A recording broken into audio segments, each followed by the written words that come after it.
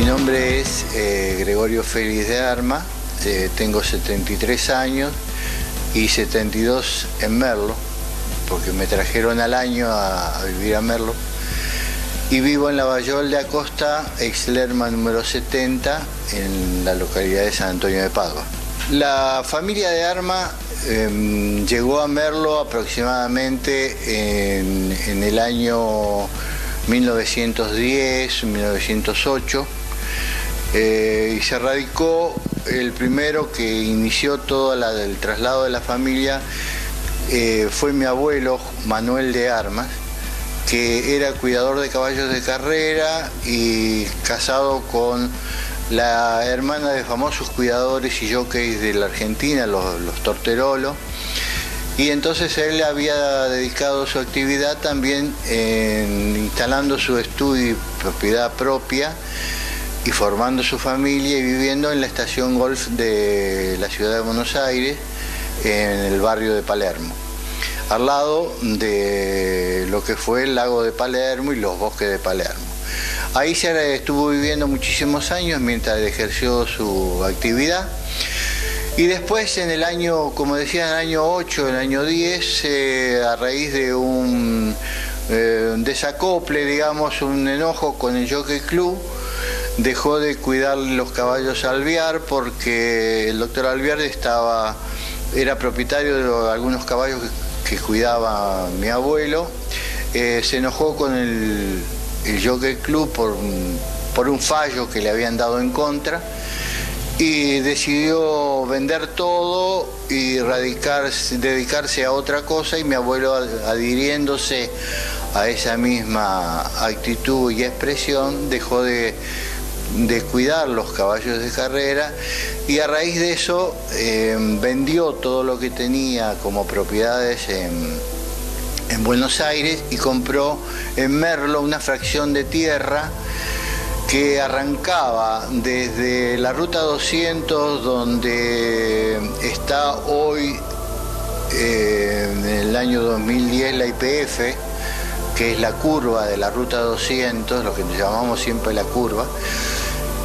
Y la fracción de tierra arrancaba desde ahí con una entrada muy grande en curva que decía Mandi, la quinta Mandi, y llegaba hasta lo que es hoy el edificio de Barta, de la fábrica de baterías Barta.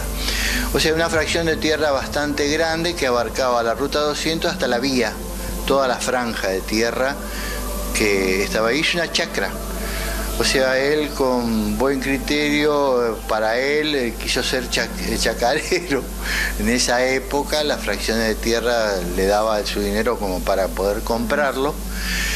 Y todo era tierra, ahí era el descampado prácticamente.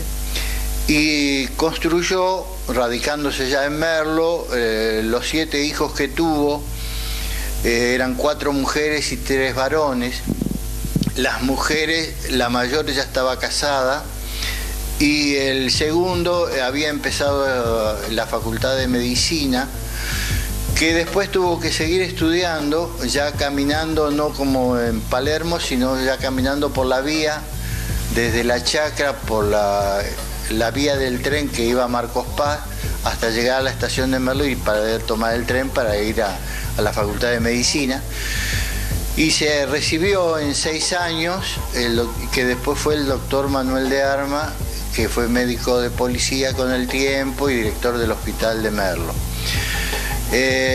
Los otros 2 varones, el más chiquito de los 7 fue mi papá, y el otro varón fue Pedro de Armas, que actuó y vivió en Merlo muchísimos años, teniendo una actividad comercial de transportista de leche. Las chicas, 2 fueron solteras, la primera ya estaba casada, como dije, y la tercera dentro de los 7 se casó con Héctor Negri y vivió formando su familia al lado de lo que sería cerca del Club Argentino.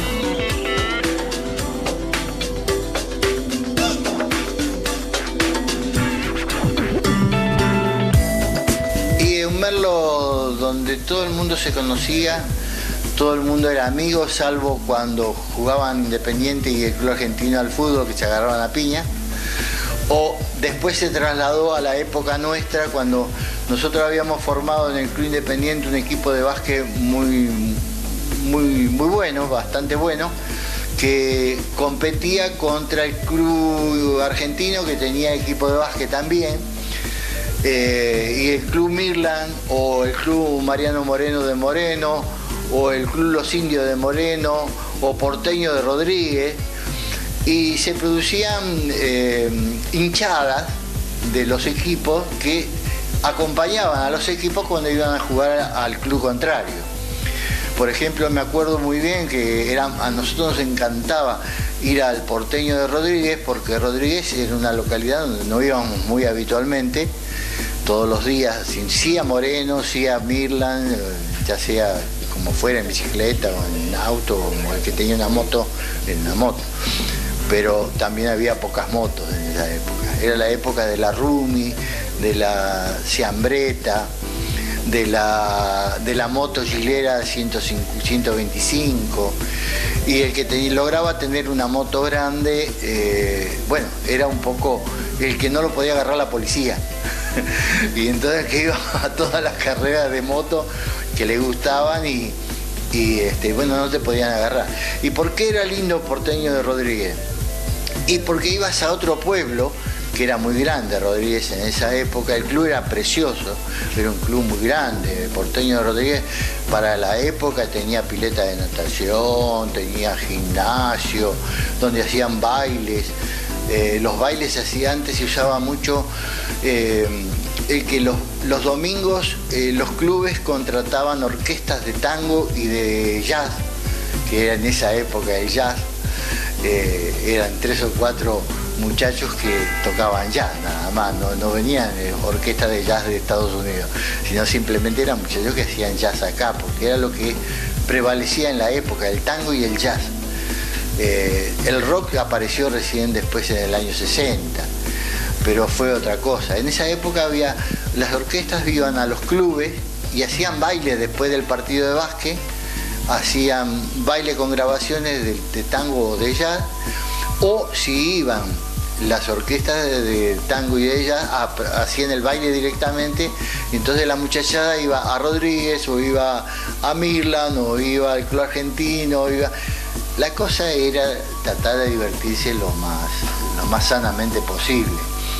Y no era peligroso, se podía andar de noche a las 2 de la mañana y nadie te iba a asaltar como te pueden asaltar hoy en día. No había droga.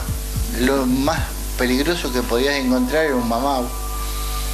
Era un tipo borracho en la calle que lo controlaba tranquilamente, y cada equipo era acompañado por una barra de simpatizantes, vamos a decirle así.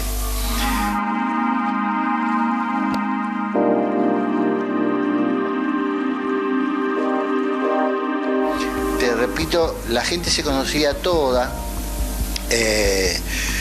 Yo de chico, de joven, imagínate, antes estaba el Prado Español en Merlo. En la avenida estaba la cochería de Lingiardi, la estación de servicio de Campi, donde hoy es la esquina, digamos, de Libertador y Rivadavia, y había una estación de servicio de la ESO que era de Campi. Y después fue cerrada por el peligro que significaba eso, ¿no? Enfrente el bar Las Tres Argollas, que se llamaba siempre, al lado la heladería de Mario, donde todo el mundo era helados caseros, entonces todo el mundo los adoraba, esos helados en verano. Y después empezaron a aparecer con el tiempo los negocios nuevos. Apareció la confitería Roma, donde empezó a poner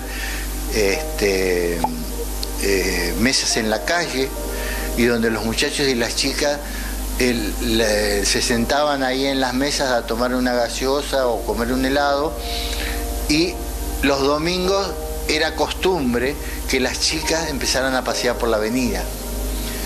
Y era un poco el coqueteo normal, de los muchachos jóvenes, de las chicas y de los muchachos.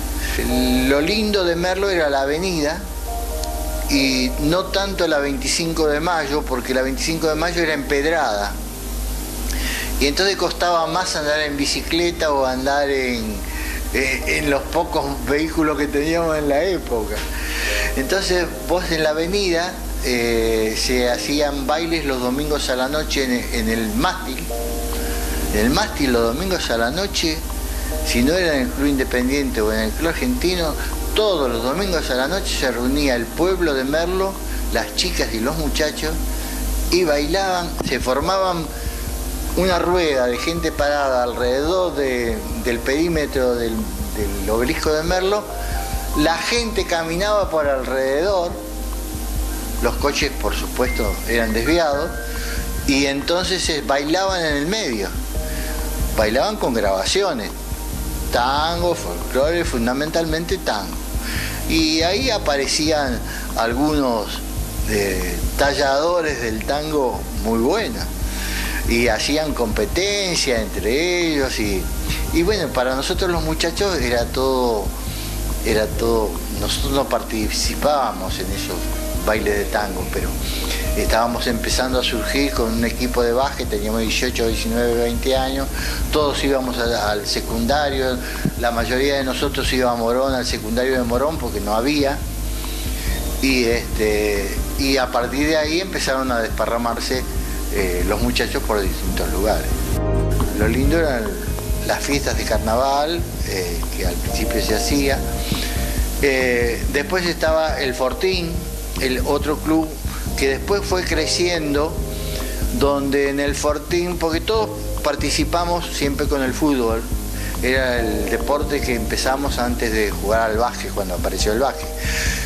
Nosotros de chicos, por ejemplo, la iglesia tenía una acción católica que participaba mucho con la comunidad, y los chicos todos íbamos a misa los domingos, a misa de 11, y después nos llevábamos un bolsito para jugar al fútbol, porque en la parte de atrás, donde hoy es la escuela, era una canchita de fútbol.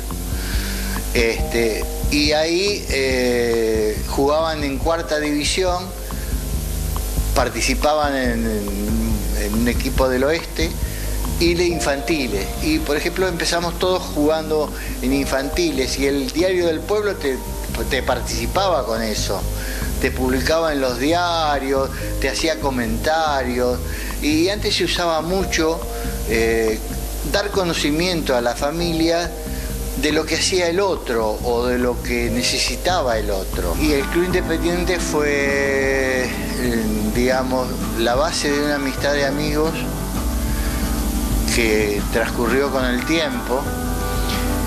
Tal es así que nos reunimos hoy en día todavía nos reunimos una vez por año, o 2 veces por año, depende de la actividad de cada uno.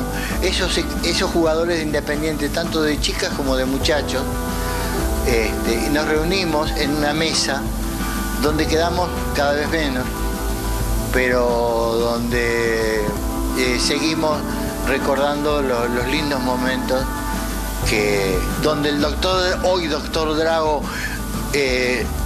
era el que nos venía a ver en el vestuario, y donde lo corríamos nosotros tirándolo en la oreja, porque nos molestaba a nosotros en esa época que nos estábamos cambiando.